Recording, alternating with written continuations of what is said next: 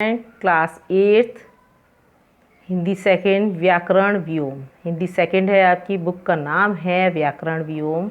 इसका first chapter पढ़ेंगे। आइए पढ़ते हैं बेटा। फर्स्ट चैप्टर का नाम है वर्ण और उच्चारण।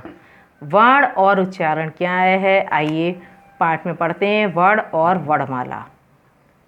भाषा की सबसे छोटी ध्वनि को प्रकट करने वाला चिन्ह वर्ण कहलाता है।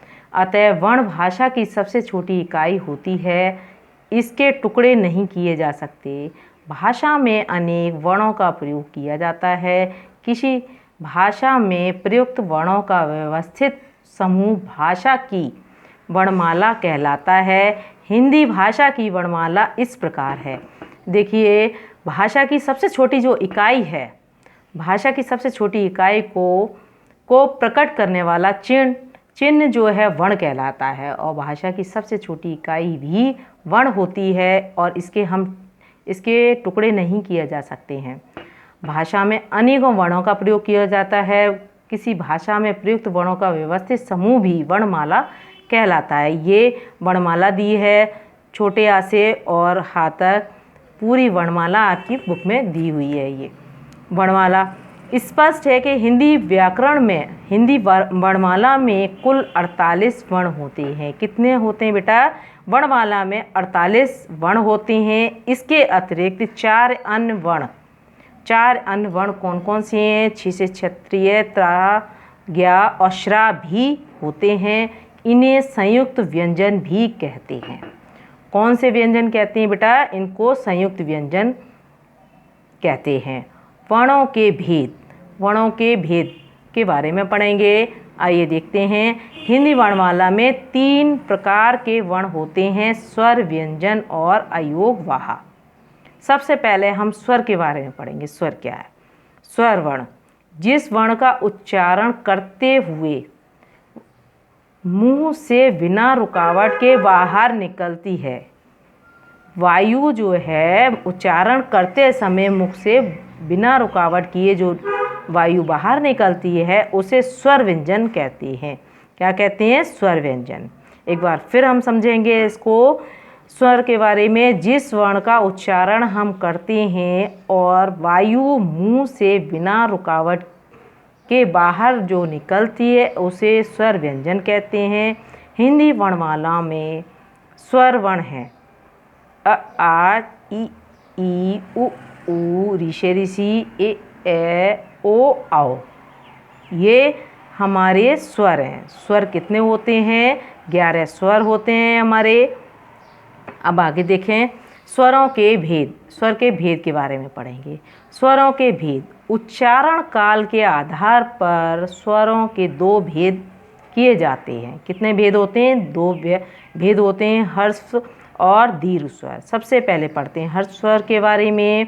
जिस स्वर के उच्चारण में कम समय लगता है, ध्यान रखिएगा, जिस स्वर के उच्चारण में कम समय लगता है उसे हर्ष स्वर कहते हैं। ये 4 प्रकार के होती हैं। अ, ई, उ, ऋषि। छोटा आ, छोटी ई, छोटा उ और ऋषि, ये 4 होते हैं। और दीर्घ स्वर दूसरा है हमारा दीर्घ स्वर। दीर्घ स्वर जिस स्वर के उच्चारण में हर स्वर की तुलना में लगभग 2 गुना समय लगता है। कितना समय लगता है बेटा? 2 गुना समय लगता है, उसे दीर्घ स्वर कहते हैं। दीर्घ स्वर हैं कितने होते हैं? 7 स्वर होते हैं दीर्घ। आ, ई, उ, ए, ओ और औ। ये 7 स्वर दीर्घ स्वर हैं। चलिए अब आगे पढ़ते हैं। स्वरों के मात्रा चिन्ह। ये स्वर के मात्रा चिन्ह दिए हुए हैं। ये स्वर दिए हुए हैं, आ से औ तक स्वर दिए हैं हमारे। ये इनकी मात्राएं दी हुई हैं। छोटे आ की कोई भी मात्रा नहीं होती है। मात्रा सहित व्यंजन दिए हुए हैं, मात्रा वाले शब्द दिए हैं।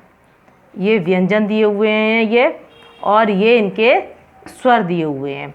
आ से का, से कमल, चमक, भवन, ये आपके इनसे मात्राओं के बने बने हुए शब्द, ये टेबल दी हुई है पूरी, इसको आप पढ़िएगा और मात्राओं से शब्द आप बना भी सकते हैं।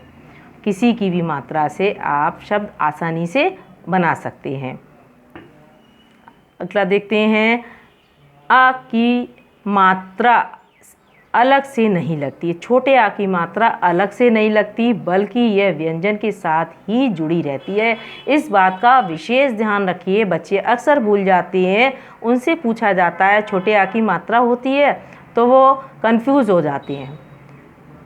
तो छोटा आ जो होता है हमारा, उसकी कोई भी मात्रा अलग से नहीं होती है, जबकि ये व्यंजन के साथ ही जुड़ी होती है। ये शब्द अक्षर दिए हुए हैं आपके, का के नीचे जो हलंत लगा हुआ है ये प्लस आ तो का, ऐसी पा के नीचे हलंत लगा हुआ है, आ प्लस आ तो पा। इसी तरीके से हमारे और भी अक्षर दिए हुए हैं।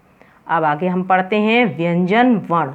व्यंजन वर्ण क्या है, आइए इनके बारे में ध्यान देते हैं और समझते हैं। जिस वर्ण का उच्चारण करते हुए वायु मुख में किसी न किसी स्थान पर रुककर बाहर आती है, उसे व्यंजन कहते हैं। एक बार और समझिए, जिस वर्ण का हम उच्चारण यदि कर रहे हैं करते हुए वायु मुख में किसी न किसी स्थान पर रुककर बाहर आती है, कौन कौन से अक्षर हैं ये आपको हम बताएंगे, कौन कौन से वर्ग में हैं ये आगे आपको हम समझाएंगे, उसे हम व्यंजन कहते हैं। ये वर्णमाला में व्यंजन वर्ण दिया हुआ है। ये का वर्ग है, का वर्ग में आपके का, खा, गा, घा, ढा दिया है। चा वर्ग में भी चा, छा, जा, झा, वहाँ, टा, ठा, डा, ढा, ढा, ये टा वर्ग है। ये ता वर्ग में ता, था, दा, धा, ना। पा वर्ग में है पा, फा, बा, भा, मा।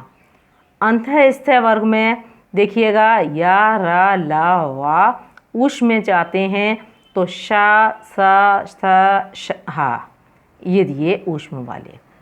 ये आपके व्यंजन दिए हुए हैं, ये वर्ण दिए हुए हैं, का वर्ग, चा वर्ग, टा वर्ग, ता वर्ग, पा वर्ग, अंतःस्थ और ऊष्म, ये वर्ग दिए हुए हैं। व्यंजनों के भेद, व्यंजनों के कितने भेद होते हैं, इन भेदों के बारे में हम जानकारी लेंगे। आइए, व्यंजनों के भेद। व्यंजनों का वर्गीकरण दो आधारों पर किया जाता है। वो कौन कौन से आधार हैं?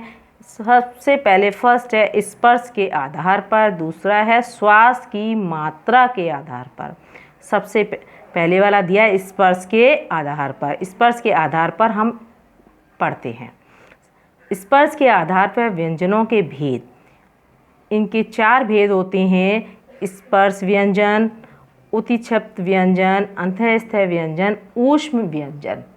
इसके बारे में, इन चारों व्यंजनों के बारे में हम विस्तार से अगले लेक्चर में पढ़ेंगे और समझेंगे। Thanks student.